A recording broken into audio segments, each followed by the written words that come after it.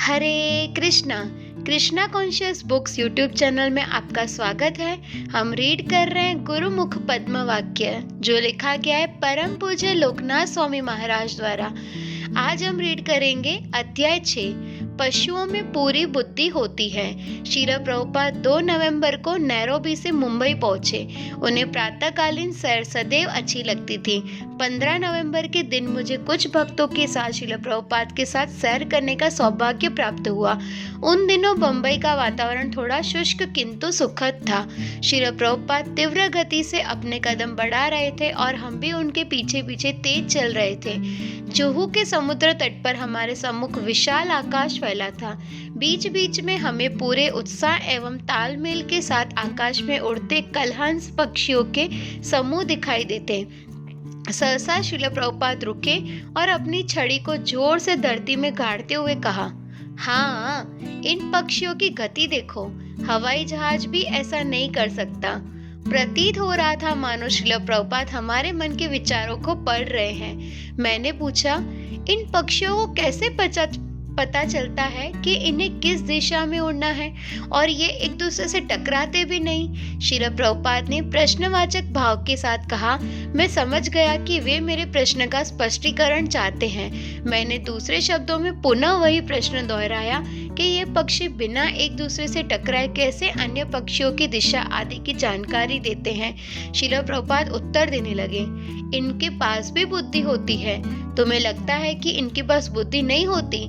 नहीं, इनके पास पूरी बुद्धि होती है। श्रील प्रभुपाद का उत्तर स्पष्ट था, किंतु चर्चा को आगे बढ़ाने के लिए मैंने पूछा, किंतु ये इस बात का निश्चय कैसे कर सकते हैं कि इन्हें दाएं मुड़ना है या बाएं, और फिर भी इनमें टकराव नहीं होता?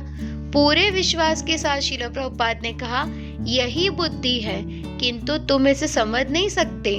यदि तुम सबको उड़ाने के लिए एक एक हवाई जहाज दे दिए जाए तो कुछ ही क्षणों में आधे दर्जन से अधिक जहाज टकराकर नष्ट हो जाएंगे। इसका अर्थ है कि तुम्हारे पास पक्षियों से भी कम बुद्धि है, कम से कम उड़ाने भरने के मामले में। श्रील प्रभुपाद के इस सटीक उत्तर से प्रभानंद, गोपाल कृष्ण और मैं अत्यधिक प्रभावित हुए। अनेक प्राणी जैसे मधुमक्खियां, मछलियां, चींटियां या पक्षियों को अक्सर लयबद्ध रूप से उड़ते, तैरते या चलते हुए देखा जाता है। समूह में रहते हुए ये सब अत्यंत सहजता से चलने, रुकने या मुड़ने का निर्णय लेते हैं। सदियों से शोधकर्ता इस रहस्य की गुत्थी सुलझाने में असफल रहे हैं। वैज्ञानिकों की खोज जारी है कि इस विषय में किसी तर्क संगत सिद्धांत को प्राप्त कर सके, किंतु श्रील प्रभुपाद की व्याख्या अत्यंत स्पष्ट थी। इन प्राणियों में भी बुद्धि होती है। वैज्ञानिकों ने आरंभ से ही उनकी इस बुद्धि को स्वीकार नहीं किया और इसे उनकी सहज वृत्ति कहकर खारिज किया है। जिन पक्षियों के विषय में मैंने श्रील प्रभुपाद से पूछा, वे वी आकार में उड़ रहे थे। वास्तव में इस प्रकार उन्हें उड़ने में परस्पर सहायता मिलती है। जब प्रत्येक पक्षी के ठीक आगे उड़ता दूसरा पक्षी उड़ता है तो उड़ने में उनकी कम शक्ति व्यय होती है। सामने उड़ता पक्षी हवा को काटता है, जिससे पीछे उड़ने वाले पक्षी के लिए पंख फड़फड़ाना सरल हो जाता है। उनके उड़ने की यह शैली दर्शाती है कि वे बुद्धिमान हैं। नेशनल पार्क सर्वे के अनुसार उड़ान भरते समय ये पक्षी परस्पर सहयोग करते हैं। बारी बारी से प्रत्येक पक्षी दल की अगुवाई करते हुए सबसे आगे उड़ता है और थक जाने के बाद पीछे आ जाता है। वी आकार में उड़ने से पक्षियों के बीच अच्छा तालमेल बना रहता है। इतना ही नहीं, उनके गहन अध्ययन से ये पता चला है कि इस आकार में उड़ने से पक्षियों के लिए यह जानना सरल हो जाता है कि उनके दल में कितने सदस्य हैं और कहीं कोई पीछे तो नहीं छूट गया। वी आकार में उड़ते समय कौन दल की अगुवाई करेगा, इसका निर्धारण ये पक्षी उम्र, लिंग तथा शरीर के आकार के अनुसार करते हैं। स्वीडन के कुछ अनुसंधानकर्ताओं ने पाया कि वृद्ध एवं युवा पक्षियों के मिले जुले दल में तरुणों को दल की अगुवाई करने का कार्य नहीं सौंपा जाता, क्योंकि वे तेज गति से उड़ने में सक्षम नहीं होते। फलतः उनके कारण पूरे दल की गति धीमी पड़ सकती है। अनुसंधानकर्ताओं ने यह भी पाया कि जलसी नामक पक्षी जब इस आकार में उड़ते हैं तो उन्हें सामान्य से कम पंख फड़फड़ाने पड़ते हैं। फलतः अकेले उड़ने वाले पक्षियों की तुलना में उनका हृदय कम धड़कता है। इस प्रकार लंबी कठिन उड़ानों के दौरान वी आकार में उड़ने से पक्षियों को अपनी शक्ति बचाए रखने में सहायता मिलती है। श्रीमद् भागवतम 2.1.36 में कहा गया है, पक्षियों में पाई जाने वाली विविधता भगवान की कला शक्ति को इंगित करती है। इस श्लोक के तात्पर्य में श्रील प्रभुपाद लिखते हैं, मोर, तोते, कोयल आदि रंग बिरंगी पक्षियों के रूप में भगवान की कलात्मक दक्षता का प्रदर्शन देखा जा सकता है। श्रीमद् भागवतम 6.4.13 में के तात्पर्य में इस विषय पर चर्चा करते हुए श्रील प्रभुपाद लिखते हैं कि किस प्रकार पूर्ण पुरुषोत्तम भगवान प्रत्येक जीवात्मा के हृदय में विराजमान है, चाहे वह चर हो या अचर, मनुष्य हो, पशु पक्षी हो तथा वृक्ष। इसलिए परमात्मा न केवल मनुष्यों का मार्ग निर्देशक करते हैं अपितु अन्य प्राणियों का भी मार्गदर्शन भी करते हैं। चाहे दैनिक कार्य करने की बुद्धि ही क्यों न हो, वह बुद्धि श्री कृष्ण के परमात्मा रूप द्वारा ही प्राप्त होती है। ये परमात्मा ही है जो उन पक्षियों को उस सुनियोजित आकार में उड़ने की बुद्धि दे रहे थे। श्रील प्रभुपाद को इस तथ्य पर पूरा विश्वास था। श्रील प्रभुपाद की जय। अध्याय 7, हमें तुम्हारे जैसे और लोग चाहिए। बम्बई 1975। भारत में इस्कॉन के विदेशी भक्तों का विरोध तेजी से बढ़ रहा था। जनता और अनेक समाचार पत्र अमेरिकी भक्तों पर CIA एजेंट होने का आरोप थोप रहे थे। भक्तों की तुलना अंग्रेजों से हो रही थी, जिन्होंने सदियों पूर्व छिपे वेश में आकर भारत को लूटा था। लोग यह कह रहे थे, दूध का जला छाछ को भी फूंक फूंक कर पीता है। यहाँ तक कि इस मुद्दे को भारतीय संसद में भी उठाया गया था। परिणाम यह हुआ कि हरे कृष्ण लैंड प्राप्त करने में हमारा संघर्ष और अधिक जटिल हो गया। विदेशी भक्तों के लिए वीजा प्राप्त करना कठिन होने लगा। यहाँ तक कि जब हम प्रचार कार्य हेतु बाहर जाते तो लोग अपने संदेह व्यक्त करते, कुछ तो हमें चिढ़ाकर अपमान तक करते। लोग इस तथ्य को स्वीकार नहीं करना चाहते थे कि पश्चिमी लोग न केवल श्री कृष्ण के भक्त बन रहे हैं अपितु वे सरलता पूर्वक उन नियमों का पालन भी कर रहे हैं जिनकी अधिकांश भारतीयों ने आर्थिक प्रगति के नाम पर आहुति चढ़ा दी थी। तब जब श्रील प्रभुपाद के पास इसके समाचार पहुंचे तो वे अत्यंत निराश और हताश हो गए। एक दिन श्रील प्रभुपाद ने मुझे अपने कमरे में बुलाया और भक्तों की समस्याओं पर चर्चा करने लगे। उन्होंने कहा, कौन जानता है ये लोग सारे विदेशी भक्तों को देश से निकाल भी सकते हैं। श्रील प्रभुपाद के चेहरे पर चिंता भरे भाव देखकर मैंने पूछा, श्रील प्रभुपाद, क्या मैं इसमें कुछ कर सकता हूँ? इस समस्या को सुलझाने के लिए वे अपने दीर्घसूत्री योजना बताने लगे। श्रील प्रभुपाद की इच्छा थी कि बड़ी मात्रा में भारतीय भक्त हरे कृष्ण आंदोलन से जुड़े। यह सुनकर मैंने कहा, मैं भारतीयों को प्रचार कर सकता हूँ श्रील प्रभुपाद। श्रील प्रभुपाद ने अपने विचार व्यक्त करते हुए कहा, यदि हमारे पास अनेक भारतीय भक्त होंगे तो यह आंदोलन विदेशी नहीं दिखेगा। फिर लोगों को इसके प्रति कोई आपत्ति नहीं होगी और न ही उन्हें हमसे कोई भय लगेगा। उनका विचार था, भारतीय वैष्णवों के सामने समाचार पत्रों तथा राजनेताओं के मिथ्या आरोप निरर्थक रह जाएंगे। तब श्रील प्रभुपाद ने एक समाधान दिया, अधिकाधिक भारतीयों को भक्त बनाने की आवश्यकता है। हमें तुम्हारे जैसे और लोग चाहिए। श्रील प्रभुपाद के शब्दों से मैं लज्जित हो गया और साथ ही इस विकट विपत्तियों को अनुमान लगाकर चिंतित भी। मुझे लगा, काश मैं श्रील प्रभुपाद के बोझ को हल्का तथा उनके वचनों को सत्य कर पाता। अधिक समय नहीं बीता और मुझे एक अच्छा अवसर मिल गया। उसी वर्ष बम्बई के हमारे नए GBC गोपाल कृष्ण दास ने श्रील प्रभुपाद के साथ चर्चा करने के बाद मुझे बताया कि मुझे बम्बई मंदिर का सह अध्यक्ष नियुक्त किया गया था। चूंकि श्रील प्रभुपाद ने हरे कृष्ण आंदोलन की शुरुआत अमेरिकी यूरोपीय देशों से की थी, इसलिए उनके ऊपर अमेरिकी यूरोपीय होने का ठप्पा लग गया था। भारत लौटने पर श्रील प्रभुपाद ने यहाँ मंदिरों की स्थापना आरंभ की और मंदिर व्यवस्थापन में अपने विदेशी शिष्यों को प्रमुख पदों पर रखा। इसका कारण स्पष्ट था, उन्होंने इतने वर्षों से अपने शिष्यों को इस कार्य का प्रशिक्षण जो दिया था। श्रील प्रभुपाद के अमेरिकी शिष्य गिरिराज दास बम्बई मंदिर के अध्यक्ष तथा यदुबर दास सचिव पद पर थे। उनके डच शिष्य सुरभि दास मंदिर निर्माण कार्य के प्रमुख थे, किंतु विदेशी शिष्यों के प्रति संदेह भरी दृष्टि होने के कारण इन सबों को कठिनाइयों का सामना करना पड़ा था। मैं समझ गया था कि मुझे सह अध्यक्ष पद पर इसलिए नियुक्त किया जा रहा है जिससे विदेशी भक्तों पर लगने वाले आरोपों पर अंकुश लगाया जा सके। यह गलत अफवाहों को रोकने का यह एक तरीका था। वास्तव में अध्यक्ष तो गिरिराज दास थे। मैं तो लोगों को ध्यान बंटाने का साधन मात्र था। मैं बम्बई मंदिर से भलीभांति परिचित था। मैंने वहां शौचालय साफ किए थे, बर्तन धोए थे और लगभग 1 वर्ष तक प्रमुख पुजारी के रूप में सेवा की थी। मैंने आजीवन सदस्यता के प्रचारक तथा टेम्पल कमांडर के रूप में भी सेवा की थी।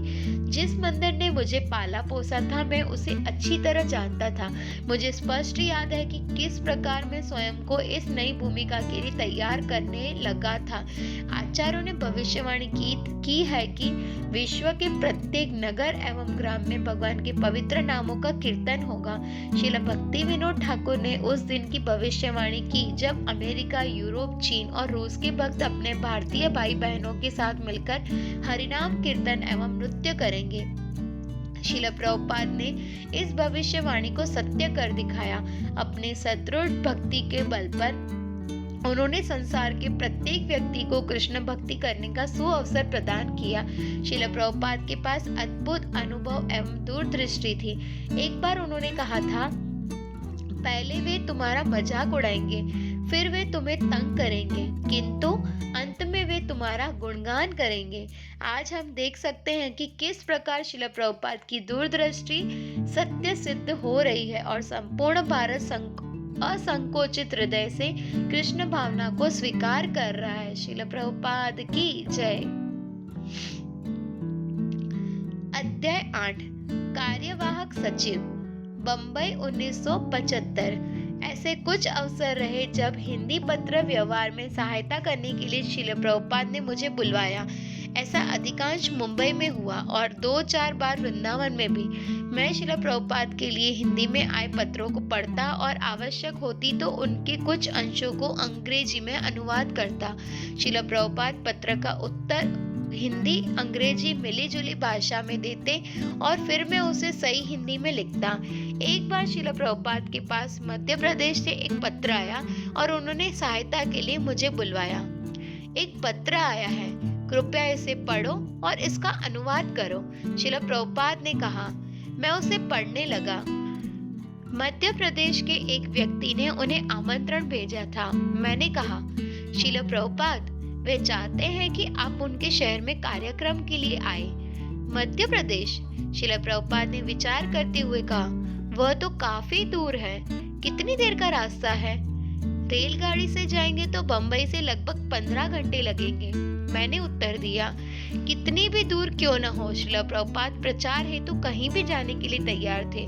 कुछ देर विचार करके उन्होंने कहा, ठीक है, हम जाएंगे, किंतु हमारा एक ही निवेदन है, उन्हें हमारे पूरे दल के आने जाने तथा ठहरने आदि का खर्चा उठाना होगा। ठीक है श्रील प्रभुपाद, मैं उन्हें कह दूंगा। आश्चर्यचकित होकर मैंने उत्तर दिया, केवल एक व्यक्ति के निमंत्रण पर इतनी दूर यात्रा करना मुझे कुछ अजीब लग रहा था। इसलिए श्रील प्रभुपाद का उत्तर सुनकर मैं विस्मय था। वे एक व्यक्ति के निमंत्रण पर भी लंबी यात्रा करने के लिए तैयार थे और इसके लिए की गई उनकी मांगे भी उचित थी। व्यक्तिगत रूप से उन्होंने किसी वस्तु की मांग नहीं की। जहाँ तक मुझे स्मरण है कि उस व्यक्ति की पलटकर श्रील प्रभुपाद के पत्र का उत्तर नहीं दिया, किंतु यह घटना श्रील प्रभुपाद की उत्कट प्रचार भावना को दर्शाती है। वे पूरे विश्व में कृष्ण भावना के प्रचार कार्य में व्यस्त थे और इतिहास के पन्नों पर उभरते एक विश्वव्यापी आंदोलन का व्यवस्थापन कर रहे थे। वे चाहते तो कह सकते थे कि उनके पास समय नहीं है, किंतु उनका जीवन प्रचार को समर्पित था। हम देखते हैं कि आज हमारी संस्था में जिन भक्तों पर प्रबंध का उत्तरदायित्व है, वे चाहकर भी प्रचार कार्य में पूरी तरह भाग नहीं ले पाते, किंतु श्रील प्रभुपाद ने हम सबके लिए एक ऐसे आदर्श की स्थापना की है जिसका पालन करने का प्रयास हमें करना चाहिए। वे अक्सर कहा करते थे, प्रचार ही सार है। वे भलीभांति उन समस्याओं तथा बाधाओं से परिचित थे जिनका सामना भक्तगण अपने प्रचार कार्य में कर रहे थे, किंतु इन बाधाओं के बावजूद भी श्रील प्रभुपाद कभी ढीले नहीं पड़े थे। एक बार तमाल कृष्ण गोस्वामी के नेतृत्व में सन्यासियों का एक दल श्रील प्रभुपाद को प्रबंध संबंधी कारण बताने के लिए क्यों तमाल कृष्ण गोस्वामी चीन के में प्रचार के लिए नहीं जा सकते, जबकि श्रील प्रभुपाद चाहते थे कि वे वहां प्रचार के लिए जाएं। ऐसे ही एक अवसर पर श्रील प्रभुपाद ने व्यंग कसते हुए कहा, हम पहले प्रस्ताव पारित करते हैं, कुछ समय बाद उसमें संशोधन करते हैं, उसे खंडित करते हैं, किंतु अंत तक कोई परिणाम नहीं निकलता। इसके द्वारा वे अपने जीपीसी सदस्यों को शिक्षा देना चाहते थे। वे इस तथ्य पर बल देना चाहते थे कि प्रबंध के कार्यों से अधिक महत्वपूर्ण प्रचार है। श्रील प्रभुपाद ने अपने जीवन के अंतिम 11 वर्षों में 8000 से अधिक पत्र लिखे। उन अनेक जिम्मेदारियों से घिरे उस उम्र में व्यक्ति के लिए निश्चित ही यह आश्चर्यजनक बात थी। यह उनकी उत्कट प्रचार भावना का परिणाम था। उन्होंने हम सभी के लिए प्रचार के मापदंड स्थापित किए। हमें केवल यथाशक्ति उनके पालन का प्रयास करना है। क्या हम श्रील प्रभुपाद के ये प्रचार का पालन कर पाएंगे? अध्याय 9।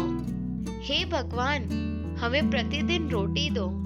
बंबई 1975। पहली बार सन 1975 में पूना में प्रचार करने का अवसर सामने आया। श्रील प्रभुपाद के कुछ शिष्य वहां जाकर प्रचार करने के लिए उतावले हो रहे थे। विशेष रूप से भागवत दास नामक भक्त इस कार्य के लिए अत्यंत उत्सुक थे। स्नेहपूर्वक हम उन्हें बड़ा भागवत कहा करते थे। वे बंबई में एक स्थान पर बैठे बैठे उब गए थे और इसलिए पूना जाना चाहते थे। पूना बंबई से लगभग 150 किलोमीटर दूर था। चूंकि पूना तेजी से एक बड़ा शहर बन रहा था, इसलिए वहां प्रचार के अनेक अवसर थे। व्यापारिक दृष्टि से शहर विकास कर रहा था और एक के बाद एक अनेक शैक्षणिक संस्था वहां पर उभर रही थी। वहां आर्थिक विकास में पूरी तरह से डूबे लोगों को निश्चित ही आध्यात्मिक ज्ञान से जीवन में एक नई दिशा मिल सकती थी। परस्पर चर्चा करने के बाद हमने कुछ भक्तों ने श्रील प्रभुपाद से मिलने का निश्चय किया। भक्तों के इस समूह में केवल मैं भारतीय था और बाकी सब जर्मन, अमेरिकी तथा अन्य देशों से थे। बड़े भागवत ने एक बार मुझसे कहा था, मैं प्रचार करना चाहता हूँ। बंबई में घूम घूम कर मैं तंग आ गया हूँ। मैं कुछ भक्तों के साथ ट्रेनों में यात्रा करते हुए दूसरे शहरों में प्रचार करना चाहता हूँ। तुम्हारा क्या विचार है? श्रील प्रभुपाद ने तुरंत इस प्रचार दल के प्रस्ताव को स्वीकृति दे दी और भागवत दास को निर्देश दिया कि वे इस कार्य हेतु भक्तों का एक ऐसा समूह तैयार करें। चुने गए अनेक ब्रह्मचारियों में मैं भी एक था।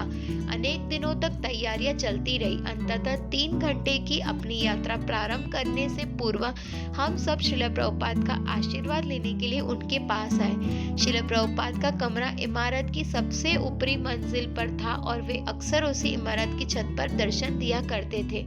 वहां हमने श्रील प्रभुपाद से भेंट की। श्रील प्रभुपाद छत पर बिछी एक गद्दी पर बैठे थे और हम सब उनके चारों ओर घेरा बनाकर नीचे बैठ गए। हमारी भावी प्रचार यात्रा को देखते हुए उन्होंने हमें एक भक्त की भावना तथा मनोवृत्ति में के विषय में शिक्षा दी। श्रील प्रभुपाद हमारे हृदय में श्री कृष्ण की शुद्ध भक्ति तथा उनके प्रति निर्भरता एवं शरणागति की भावना विकसित करने का प्रयास कर रहे थे। उन्होंने कहा कि हमें ईसाइयों के समान भगवान को अपनी इच्छाएं पूरी करने वाला सेवक नहीं मानना चाहिए, अपितु उनके प्रति एक प्रिय संबंधी के समान शरणागति एवं निर्भरता का भाव विकसित करना चाहिए। उन्होंने चर्चा की किस प्रकार भगवान से मांगते रहना ईसाइयों का स्वभाव बन गया है। अपनी प्रार्थनाओं में वे अक्सर कुछ न कुछ मांगते रहते हैं। मांगना उनकी आदत बन गई है। वे यही प्रार्थना करते हैं, हे भगवान हमें प्रतिदिन रोटी दो।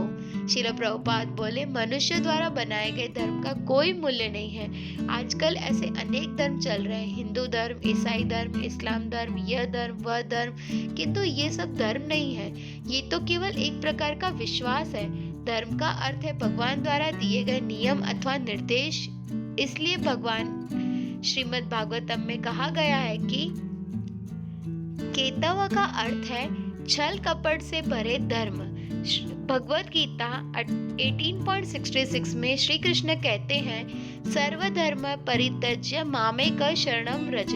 वे कहते हैं, तुम लोगों ने नाना प्रकार के धर्मों का निर्माण किया है, किंतु अब इन सब का त्याग कर दो, केवल मेरी शरण लो। श्रील प्रभुपाद ने बताया कि वैष्णव भक्त भगवान से किसी भी वस्तु की इच्छा नहीं रखता। सदैव भगवान की कुछ न कुछ मांगते रहना उनकी चित्तवृत्ति के विरुद्ध होता है। सच्चा वैष्णव इनका निस्वार्थी होता है कि उसे अपने प्रिय भगवान से कुछ भी मांगते हुए लज्जा आती है।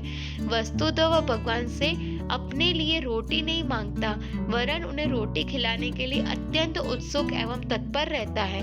तब श्रील प्रभुपाद यशोदा मैया तथा श्री कृष्ण के साथ उनके संबंध के विषय में बताने लगे। यदि कृष्ण समय पर भोजन के लिए नहीं लौटते तो यशोदा मैया उन्हें डांटती थी। वे हाथ में छड़ी लेकर आती और मित्रों के साथ खेल रहे कृष्ण को धमकाते हुए घर आकर भोजन करने के लिए कहती।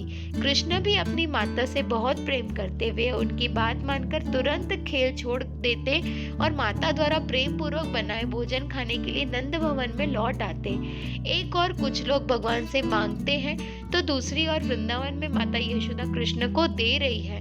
कितना विरोधाभास है यह। श्रील प्रभुपाद भ्रमण और प्रचार के लिए सदैव तत्पर रहते, इसलिए उन्होंने निसंकोच हमारे दल को पूना में प्रचार की अनुमति दे दी। विश्व भर में प्रचार करने के लिए उद्देश्य से 19 अगस्त 1965 में श्रील प्रभुपाद कोलंबो श्रीलंका से जलदूत में सवार हुए थे और प्रचार के लिए पूना की यात्रा के दौरान मुझे भी कुछ सीमा तक श्रील प्रभुपाद की परिस्थिति का अनुभव मिलेगा। इस विचार से मैं इस प्रचार दल का हिस्सा बनकर अत्यंत प्रसन्न था। जलदूत की उस ऐतिहासिक यात्रा के दौरान श्रील प्रभुपाद अपनी डायरी में लिखते हैं, शहर यानी अमेरिका साफ सुथरा और अच्छा है। छोटे बंगले अच्छी तरह सजे हैं। यह शहर मद्रास और पूना जैसे भारतीय शहरों से मिलता जुलता है। मुझे स्मरण है कि किस प्रकार 1974 में एक पादरी के साथ चर्चा के दौरान श्रील प्रभुपाद ने कहा था, पूना अच्छा शहर है, वहाँ का वातावरण अच्छा है और पूना में मराठी लोग सुशिक्षित एवं उन्नत है। श्रील प्रभुपाद नए नए स्थानों पर कृष्ण भावना का प्रचार करने के लिए उत्सुक रहते थे और इसलिए हमारी पूना यात्रा से पहले उन्होंने हमें यशोदा मैया की लीला सुनाई। श्रील प्रभुपाद के वचनों को सुनते हुए मैं विचार करने लगा कि वैष्णवों को सदैव इस भावना की लालसा रखनी चाहिए और यह भावना में प्रेममयी सेवा की भावना।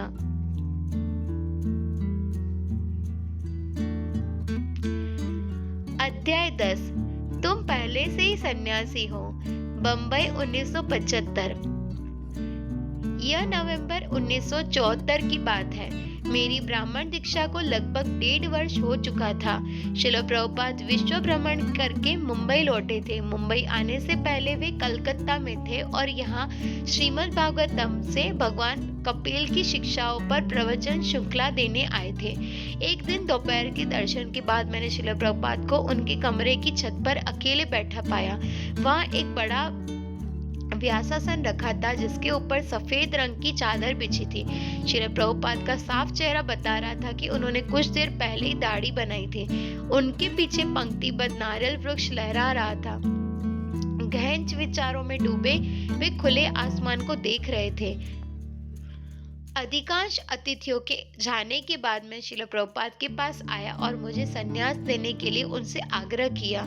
उस समय तक मेरी दीक्षा को 2 वर्ष हुए थे। थोड़ी चर्चा के बाद श्रील प्रभुपाद ने संक्षेप में कह दिया कि कुछ और समय प्रतीक्षा करना मेरे लिए अच्छा रहेगा। 1 वर्ष बीत गया। नवंबर 1975 की दूसरे तीसरे सप्ताह की बात होगी। मैंने एक अच्छा अवसर देखा और श्रील प्रभुपाद से भेंट की। पूर्वानुमति न होते हुए भी अपने मन की बात उनसे कहने चल पड़ा। मैं उनके कमरे में पहुंचा और उन्हें प्रणाम करके उनकी मेज के पास नीचे बैठ गया। कुछ देर प्रतीक्षा करने के बाद श्रील प्रभुपाद ने मुझसे अपनी बात कहने का संकेत दिया। मैंने मन की बात रखते हुए कहा, श्रील प्रभुपाद, कुछ समय पहले जब मैंने आपसे संन्यास लेने का निवेदन किया था, तब आपने कुछ समय प्रतीक्षा करने के लिए कहा था। तब से लगभग 1 वर्ष बीत गया है। क्या मैं फिर से वही निवेदन कर सकता हूँ? कृष्ण भावना के आरंभिक दिनों में मेरी मित्रता श्रीधर दास से हुई थी। कुछ दिनों बाद उन्हें वृंदावन में संन्यास मिलने जा रहा था। मेरी तीव्र इच्छा थी कि उनके साथ मुझे भी संन्यास मिले। परिवार में जब माता पिता एक बच्चे को कुछ देते हैं तो दूसरे बच्चे भी कहते हैं, मुझे भी। यह वैसा ही था। श्रीधर दास को संन्यास मिलने जा रहा था और मैं भी संन्यास चाहता था। मैंने श्रील प्रभुपाद को बताया कि मैं अपने मन में तीव्र उत्कंठा के लिए साल भर से प्रतीक्षा कर रहा हूँ। मुस्कुराते हुए श्रील प्रभुपाद ने कहा, तुम तो पहले से ही सन्यासी हो। मैं उनके शब्दों के अर्थ पर विचार करने लगा। मैं कैसे सन्यासी हो सकता हूँ? मैं तो केवल ब्रह्मचारी हूँ और औपचारिक रूप से मेरी संन्यास शिक्षा भी नहीं हुई है। अपनी बात को पुष्ट करने के लिए श्रील प्रभुपाद ने निम्नलिखित श्लोक उद्धृत किया। श्री भगवान उवाच अनाश्रित कर्म फलम कार्य कर्म करोति यः सन्यासी च योगी च न निरग्निं चाक्रिः। श्री भगवान ने कहा, जो मनुष्य अपने कर्म फलों से अनासक्त रहते हैं और कर्तव्य बुद्धि से कर्म करता है वह ही सन्यासी और वास्तविक योगी है, न कि वह जो न तो अग्नि जलाता है और न ही कोई कर्तव्य करता है। श्रील प्रभुपाद ने कहा, तुम प्रचार कार्य में व्यस्त हो, इसलिए तुम पहले से ही सन्यासी हो। आगे मुझे समझाते हुए वे बोले, सन्यास का अर्थ शुष्क वैराग्य नहीं है जैसा कि मायावादी मानते हैं। सन्यास में समाज के कल्याणार्थ कुछ कार्य होने चाहिए। वास्तविक वैराग्य या सन्यास का अर्थ है कि व्यक्ति श्री कृष्ण के लिए कार्य करे। यह वास्तविक सन्यास है। और श्रील प्रभुपाद का कहना चाहते थे कि मैं पहले से ही यह कार्य कर रहा हूँ, परंतु मैं नहीं माना। सन्यास लेने की बात मेरे मन में गहराई से बैठी थी, इसलिए मुझे श्रील प्रभुपाद की बातों का अर्थ समझ नहीं आ रहा था। मैं सन्यास लेने के लिए विचार पर डटा था। श्रील प्रभुपाद मेरे मन की बात पूरी तरह जानते थे। उन्होंने मुझसे पूछा, तो क्या इच्छा है तुम्हारी? तुम सन्यास की औपचारिकताएं करना चाहते हो? यही इच्छा है तुम्हारी? हाँ कहते हुए मेरा मन उछल उठा। हाँ श्रील प्रभुपाद, मेरी बहुत इच्छा है। मेरे अन्य गुरु भाइयों की सन्यास दीक्षा हो चुकी थी और अब श्रीधर की भी होने जा रही थी। मैं भी उनके समान सन्यासी बनना चाहता था। श्रील प्रभुपाद बोले, ठीक है, श्रीधर को वृंदावन में दीक्षा मिलने वाली है, तुम भी उनके साथ आ जाओ। मेरा मन कृतज्ञता की भावना से भरा था। श्रील प्रभुपाद को प्रणाम करके मैं वृंदावन जाने की तैयारी करने चल पड़ा। इस प्रकार बातों बातों में मुझे सन्यास की अनुमति मिल गई। न कोई सन्यास समिति, न कोई प्रतीक्षा सूची, बस श्रील प्रभुपाद थे। संस्कृत का सन्यास शब्द में दो शब्दों से मिलकर बना है, सम और न्यास। सम का अर्थ है पूर्ण रूप से और न्यास का अर्थ है वैराग्य। इस प्रकार सन्यास का अर्थ हुआ संपूर्ण वैराग्य।